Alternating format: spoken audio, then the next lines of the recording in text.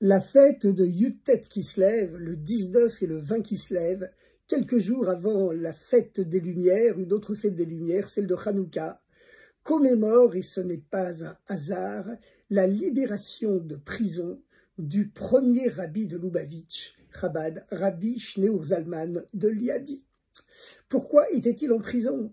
Eh bien, la raison simplement historique, c'est qu'il était accusé par le tsar d'envoyer de l'argent à l'Empire turc, l'Empire ottoman, qui, à cette époque, en 1777, était l'ennemi juré de l'Empire russe. Et vous savez que l'Empire ottoman borde toute la frontière sud de l'Empire russe. Il n'y a que le Caucase qui sépare les deux empires. Donc c'était deux ennemis jurés, un empire qui se voulait l'héritier du christianisme orthodoxe de Constantinople, contre l'Empire turc qui contrôlait à l'époque l'ensemble du monde arabo-musulman. Et le rabbi de Lubavitch, Rabbi Shneur Zalman de Liadi, envoyait de l'argent en fait aux communautés juives, aux yeshivot, qui s'étaient établies en Eretz Israël. Et comme Eretz Israël à l'époque faisait partie de l'Empire turc, on l'accusa de comploter, contrôler les services secrets au service de la Turquie et de comploter contre le tsar, crime de lèse-majesté et de haute trahison par excellence. Il fut donc embarqué dans le carrosse noir des condamnés à mort, ce qui sema la terreur dans la petite ville de Liadi où il habitait, et il passa 53 jours en prison. À la fin de ces 53 jours de prison, ses maîtres qui avait quitté ce monde depuis déjà plusieurs dizaines d'années, le Maguide de Mézérich et surtout son premier maître, Rabbi Israël Baal Shem Tov, qui avait fondé la Chassidoute, qui avait été le premier maître du chassidisme, ces deux maîtres lui apparurent dans sa prison de Saint-Pétersbourg. Et le rabbi tout de suite demanda à ces deux maîtres qui étaient descendus du Gan Eden, du Jardin d'Éden, pour venir le visiter, il leur demanda quelle est la véritable raison, la raison spirituelle, la raison profonde de mon séjour en prison. Et ils lui répondirent, tu as passé 53 jours en prison contre les 53 chapitres de ton livre le Tanya, dans lequel tu dévoiles ouvertement pour le monde entier les secrets de la Torah, parce qu'on t'accuse dans le tribunal du ciel de dévoiler ce qui normalement doit rester indicible et qui ne doit être réservé qu'aux très grands maîtres du judaïsme. En effet, on sait que les secrets de la Torah, le sens profond, le sens caché du judaïsme, de la Bible, étaient toujours réservés aux très grands maîtres qui n'avaient pas le droit, depuis l'aube des temps, qui n'avaient pas le droit de le dévoiler au grand public. Et ce dévoilement des secrets de la Torah, qui était en fait une préparation des temps messianiques, avait commencé 2 générations auparavant par le premier maître du chassidisme, Rabbi Israël Baal Shem Tov. Alors, que s'était-il passé à l'époque du Baal Shem Tov pour qu'il y ait une telle révolution dans le peuple juif, dévoiler ce qui normalement est du domaine de l'indicible et ne peut se transmettre que de maîtres à disciples qui ont été très très soigneusement choisis sur le volet, parce que l'indicible c'est leur domaine, le domaine de l'ineffable. Eh bien, ces secrets de la Torah, normalement, sont trop hauts pour se véhiculer par des mots. Ils se véhiculent par une transmission secrète. En général, ce sont les âmes des grands prophètes qui descendent et qui illuminent les disciples ici-bas. La plupart des kabbalistes apprennent les secrets de la Torah par l'apparition du prophète Élie. Le Baal Shem Tov, lui, apprenait les secrets de la Torah par celui qui avait été le maître du prophète Élie, qui n'était autre que Achia Ashiloni. Achia Ashiloni est cité dans la Bible plusieurs fois, comme bien sûr le prophète Élie. Il est moins connu, moins célèbre que le prophète Élie, parce qu'il était moins spectaculaire. Mais Maïmonide, qui est conceptualisé comme le prince de l'école rationaliste du judaïsme, eh bien, dans la préface à son grand code de loi, le Mishneh Torah, le Yad HaChazaka, dans lequel Maïmonide, le Rambam, retrace toute l'histoire de la transmission du judaïsme depuis Moïse, 1200 ans avant l'ère commune, jusqu'à Ravashi, au 5e siècle après l'ère commune, eh bien, sur 40 générations donc, Maïmonide, lorsqu'il cite toute la chaîne de la transmission, de génération en génération, par tous les maîtres différents, de maître à disciple, il explique que Achia Achiloni vivait déjà à l'époque de Moïse, que quelques siècles plus tard, il faisait partie du grand tribunal du roi David. À l'époque de Moïse, il était encore tout jeune, et que plus tard, il devint le maître du prophète Élie. C'est-à-dire que Maïmonide, conceptualisé par l'ensemble des historiens, des chercheurs, des historiens spécialisés dans l'histoire du judaïsme, eh bien, il est conceptualisé comme le prince, le maître de l'école absolument rationaliste de la Torah, qui n'a rien à voir avec la Kabbale. En vérité, c'était un très grand kabbaliste, et il n'a pas peur d'exprimer ouvertement dans sa préface, et on sait qu'un maître met toute l'essence de son œuvre de sa préface, que Achia Achiloni avait vécu sur terre dans le même corps pendant plusieurs siècles. C'était pas réincarné, hein. Il avait vécu dans le même corps, il était tout jeune à l'époque de Moïse, et ensuite il a vécu plusieurs siècles plus tard dans un des 70 grands maîtres du tribunal du roi David, et plus tard encore, il est devenu le maître du prophète Élie. C'est lui qui descendait du ciel, du Gan Eden, pour enseigner pendant 10 ans les secrets de la Torah au Baal Shem Tov. Au bout de 10 ans, il dit au Baal Shem Tov qu'il devait se dévoiler à son tour au grand public. Le Baal Shem Tov refusa pendant plusieurs années, et finalement, il fut obligé d'accepter. Et le Baal Shem Tov, donc, se fit connaître dans le grand public, il eut de nombreux disciples, et le Baal Shem Tov avait reçu pour mission de commencer justement à dévoiler ses secrets de la Torah. Comment avait-il eu ce dévoilement, cette idée d'une révolution totale dans le judaïsme, dévoiler ce qui avait toujours été caché? C'est que le Baal Shem Tov faisait partie de ces très grands maîtres spirituels qui sont capables de sortir de leur corps, de s'élever dans les mondes spirituels. Vous savez que le monde matériel dans lequel on vit n'est pas le seul monde qui existe. Entre Dieu et nous existe toute une chaîne de mondes spirituels. Ce monde-ci, le monde matériel dans lequel on vit, c'est le dernier de la chaîne. À travers tous ces mondes spirituels, la lumière divine originelle se voile progressivement pour arriver dans ce monde-ci où elle se voile complètement. Et donc, les très grands maîtres spirituels, on en parle déjà dans le Talmud, ont le pouvoir de s'élever dans les mondes spirituels et de regagner leur corps de leur vivant. Et le Baal Shem Tov écrit dans une très longue lettre qu'il a envoyée à son beau-frère, Rabbi Gershom de Kitov, qui était le directeur d'une grande yeshiva, une académie talmudique à Jérusalem à l'époque, une yeshiva de kabbalistes. Il lui raconte ce curieux événement absolument exceptionnel, extraordinaire. Il lui raconte que lors du dernier Rosh Hashanah, le dernier jour de l'an, eh bien, son âme a quitté son corps au milieu de la prière dans la synagogue. Et il s'est élevé de niveau en niveau. Le Baal Shem Tov écrit en détail comment il s'est trouvé face à des milliers d'âmes qui venaient à sa rencontre, qui étaient dans une joie indescriptible, une joie qu'il n'avait jamais pu imaginer de sa vie, qu'une telle joie puisse exister. Il a même pensé qu'il avait quitté son corps définitivement, qu'il était mort, qu'il allait rester là-haut définitivement, mais les âmes l'ont réconforté, au contraire, en lui disant « Pas du tout, tu es venu pour prendre des forces, pour en faire bénéficier l'ensemble de l'humanité. » Et le Baal Shem Tov raconte avec force détail, je fais un petit résumé, qu'il s'est élevé jusqu'au trône du Messie, et bien sûr, il a demandé au Messie la question qu'on lui poserait tous, si on avait le mérite de le rencontrer. Quand viendras-tu, maître, en araméen, et Matai, quand, Kaatimar, viendras-tu, maître? Et l'araméen, en effet, est le langage du Talmud et du Zohar. Mais curieusement, le Messie n'a pas répondu au Baal Shem Tov dans la même langue, en araméen, il lui a répondu en hébreu, la langue sainte, par laquelle Dieu a créé le monde sans arrêt du néant à l'être à chaque instant. Le Messie a répondu au Baal Shem Tov, lorsque tes sources jailliront au dehors, lorsque tous les secrets de la Torah que tu connais se jailliront dans le monde entier, que même les non-juifs pourront les étudier, que toute l'humanité en profitera, à ce moment-là, je viendrai. Et le Baal Shem Tov a regagné son corps. Dans la synagogue, personne ne s'était rendu compte qu'il l'avait quitté. On l'avait simplement vu qu'il avait l'air un peu plus concentré que d'habitude. Et le Baal Shem Tov commença alors cette révolution. Mais il fallait aller lentement pour préparer le peuple juif à cette révolution. Donc, que faisait le Baal Shem Tov? Il envoyait ses chassidim pour raconter des petites histoires, des allégories, des paraboles, dans lesquelles étaient cachés les secrets de la Torah. Et les chassidim, les disciples du Baal Shem Tov, se rendaient donc sur les places des marchés aux jours de grande affluence. Ils attiraient l'attention en faisant des pirouettes, des sauts périlleux, des galipettes. Ils jonglaient avec des pommes de terre, avec des oignons. Quand la foule s'était rassemblée autour d'eux, brusquement, ils racontaient des petites histoires, des paraboles dans lesquelles les secrets de la Torah étaient cachés.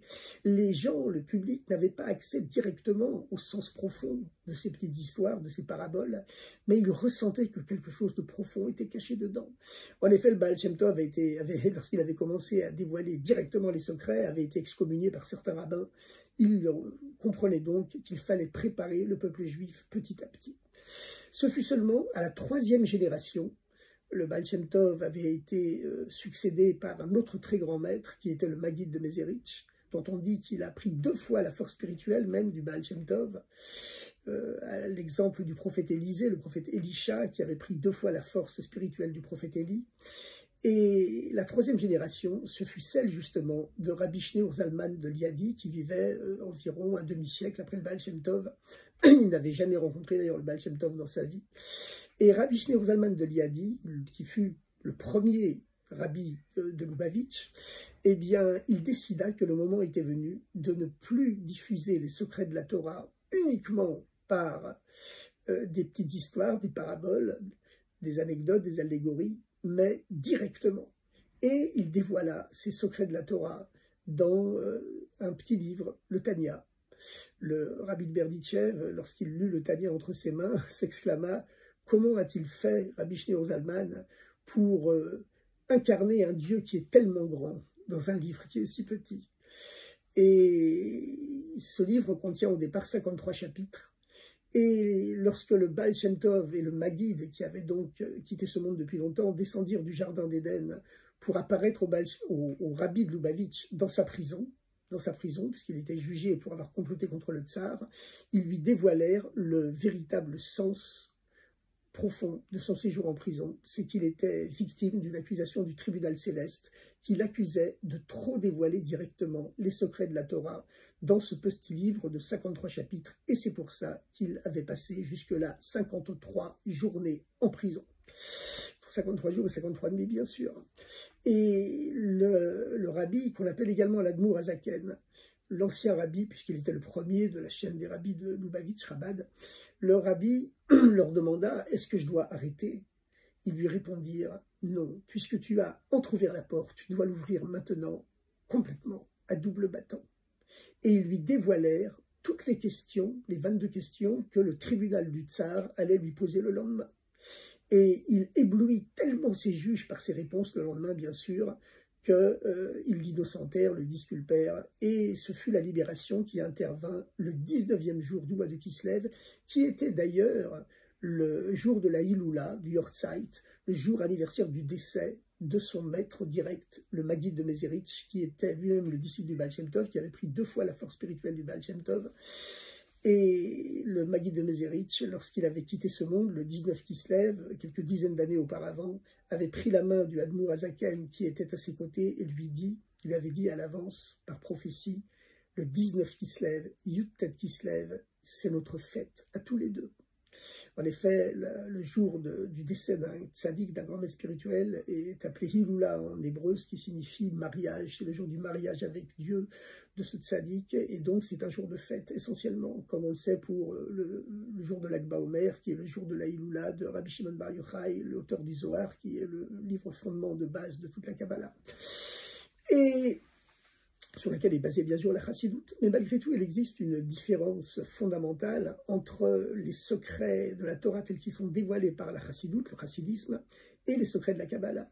C'est qu'il existe 3 sortes de liquides qui symbolisent 3 sens différents de la compréhension de la Torah. D'abord, il y a l'eau. L'eau qui est incolorée, inodore, c'est le symbole du sens simple, du sens littéral de la Bible, de la Torah.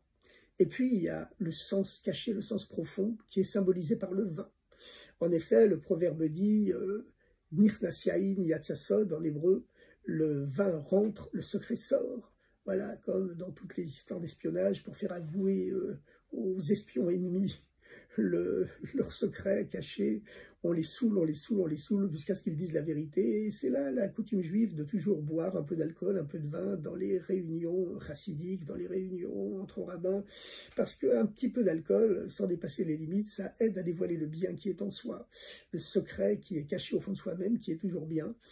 Dévoiler un peu cette âme profonde qui est en nous, c'est ce que dit le proverbe, le vin rentre, le secret sort, et c'est pourquoi les secrets de la Torah, les secrets de la Kabbale sont comparés au vin. D'ailleurs, la valeur numérique du mot vin, yaïn en hébreu, est égale à la valeur numérique du mot sod, qui veut dire le secret, le mystère. À chaque fois, c'est le chiffre 70 lorsqu'on additionne la somme de toutes les lettres qui composent ces deux mots.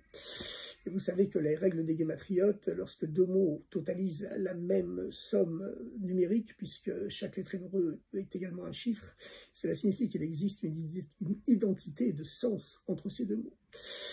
Alors, il existe un troisième niveau de compréhension de la Torah qui est encore plus profond que le sod, que le mystère symbolisé par le vin. C'est justement les secrets de la chassidoute qui sont symbolisés par l'huile. Parce que les secrets de la Kabbale, tels qu'ils sont véhiculés notamment par le Zohar, le Sefer Yetzira, le livre de la formation, le Zohar c'est le livre de la splendeur, écrit il y a environ 2000 ans par le célèbre Tana, le maître du Talmud, Rabbi Shimon Bar Yochai, puis plus tard par le Harizal, Rabbi Yitzhak Luria, le grand maître qui a renouvelé l'étude de la Kabbale dans la ville de Tzfat, en Eretz Israël, en Galilée.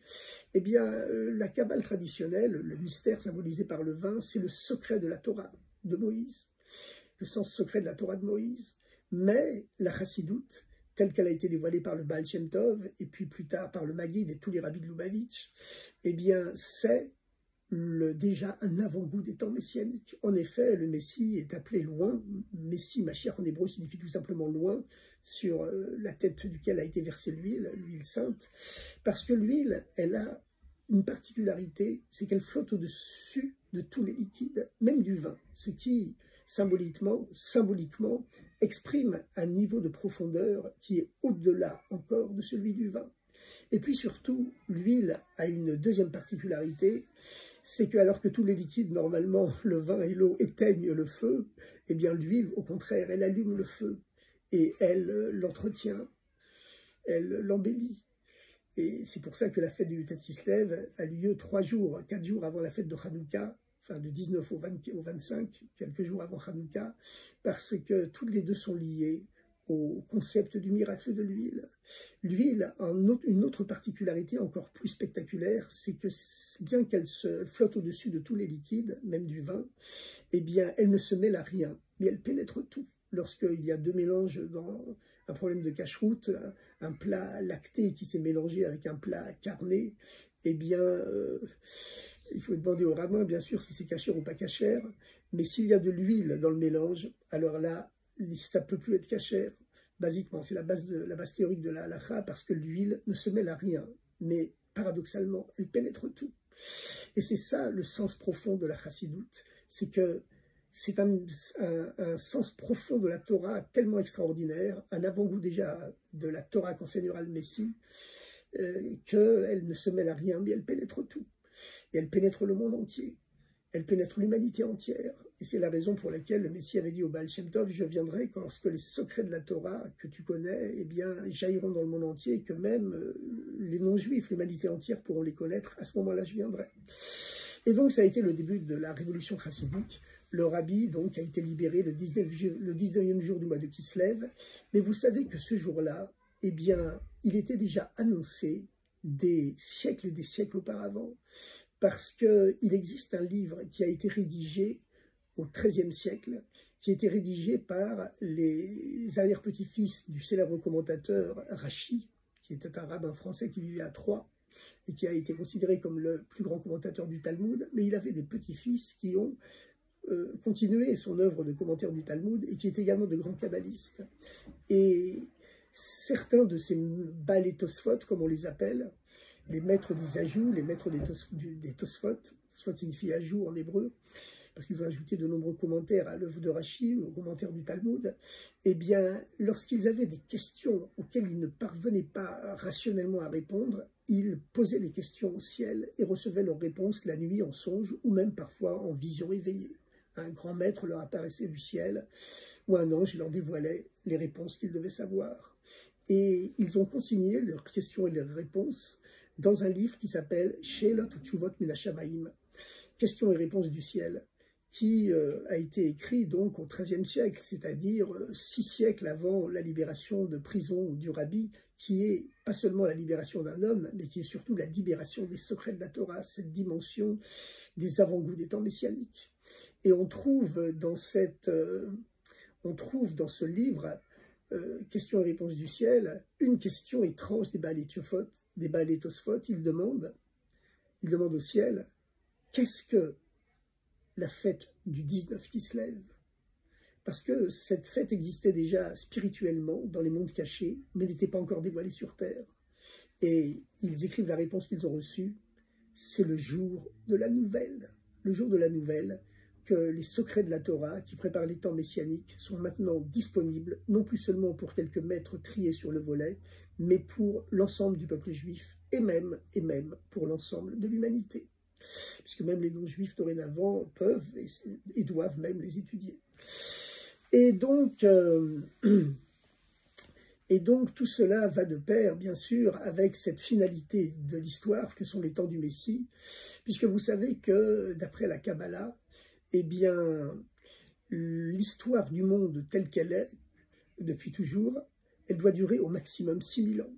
Nous sommes actuellement, au moment où je vous parle, en l'an 5785. Cela ne signifie pas que le Messie doit attendre 6000 ans pour venir. 6000 ans, c'est une date butoir, mais en vérité, le Messie va venir bien avant. Il existe 2 périodes dans l'ère messianique. Dans la première période, tous les êtres humains continuent à vivre absolument normalement. On continue à boire, à manger, à travailler, à dormir, à voyager. Tout est absolument normal. Mais la seule différence, qui est quand même de taille, c'est que tous les Juifs reviennent sur leur terre, en Eretz Israël. Tous les Juifs se ressourcent à la Torah et redécouvrent la pratique de la Torah. Et surtout, le Messie, c'est l'incarnation de toute une évolution de l'humanité qui amène la paix mondiale. Et c'est une ère de félicité, de richesse extraordinaire qui commence, où toute l'humanité, sevrée de richesse matérielle, va se tourner vers le spirituel. Et ce sera une période donc de richesse et de paix infinie. Alors vous savez, on dit que maintenant déjà on ressent des prodromes des temps messianiques, des prémices des temps messianiques, un avant-goût des temps messianiques. Et à ce moment-là, le Messie dévoilera un sens tellement profond dans la Torah qu'on aura l'impression que c'est une nouvelle Torah. En vérité, pas une seule lettre ne sera changée dans la Torah, mais le sens profond qu'il dévoilera sera tellement impressionnant qu'on aura l'impression que c'est une nouvelle Torah, comme le disent les prophètes, Torah Chadasha, une nouvelle Torah. Torah Chadasha, Tetsé Mimeni, une nouvelle Torah sortira de moi. Eh bien, ce sera la même Torah, mais avec un sens tellement profond, tellement révolutionnaire, qu'on aura l'impression, encore une fois, que c'est une nouvelle Torah. Et donc, vous savez que les temps messianiques, qui sont donc le 7e millénaire, sont rappelés chaque semaine par le Shabbat, qui est le 7e jour. Mais il existe une coutume juive qui est rapportée dans le Code de loi, le Shulchan Aruch, et qui dit qu'à partir du midi du 6e jour, à partir du midi du vendredi, eh bien, c'est une coutume de goûter une bouchée de tous les plats qu'on consommera le Shabbat. C'est seulement un avant-goût. Et de la même façon, puisque le Shabbat c'est le rappel hebdomadaire des temps messianiques et que la veille du Shabbat c'est le rappel hebdomadaire de la veille des temps messianiques, avant les temps messianiques, avant la venue du Messie, Dieu donne déjà à goûter à l'ensemble de l'humanité, et en premier bien sûr au peuple juif, eh bien un avant-goût des temps messianiques. Alors, qu'est-ce que c'est que cet avant-goût des temps messianiques? Eh bien, c'est bien sûr tous ces progrès incroyablement fantastiques, des découvertes scientifiques qui, en l'espace de quelques dizaines d'années, ont fait avancer l'humanité plus que dans les 5500 années précédentes. Par exemple, aujourd'hui, en 5785, en 2025, eh bien, n'importe quel Français moyen qui dispose de sa voiture, de son téléphone portable, et sait de quoi aller en vacances, se déplacer au bout du monde au moins une fois par an, eh bien, chacun a une vie qui est une vie qui était celle des milliardaires il y a à peine 2 siècles. Mais en vérité, l'essentiel, bien sûr, c'est puis il y a aussi cette révolution médicale qui a doublé l'espérance de vie en l'espace de quelques dizaines d'années. Les gens ne s'en rendent pas compte, mais on a aujourd'hui une vie de rêve par rapport à ce qu'elle était il y a seulement 2 siècles, ou même 1 siècle et demi, ou même 1 siècle. Et ces temps messianiques, donc, ils ont commencé, enfin la veille des temps messianiques, on n'est pas encore dans les temps messianiques, on est seulement à la veille, d'accord, où Dieu donne seulement un avant-goût, une petite bouchée du plat de résistance que seront les temps messianiques, où il y aura une période donc, qui s'ouvrira de richesse généralisée et de richesse spirituelle aussi, parce que quand on est sevré de matériel, eh bien, on peut se tourner vers le spirituel, et ce sera le cas, parce que les gens auront besoin de chercher un sens à leur vie. Et donc, ce sera le cas pour toute l'humanité. Ça ne veut pas dire que toute l'humanité deviendra juive, hein, pas du tout. Mais chacun recherchera le meilleur qui est en lui-même, et toute l'humanité se tournera vers Dieu. Voilà, c'est ainsi que sont codifiées les lois des temps messianiques dans justement le grand livre de loi de Maïmonide. Bon, en tout cas, ça se passe à partir de l'an 5500, qui est le midi du 6e jour, le midi du 6e millénaire. C'est à cette époque-là qu'est né le Baal Shem Tov.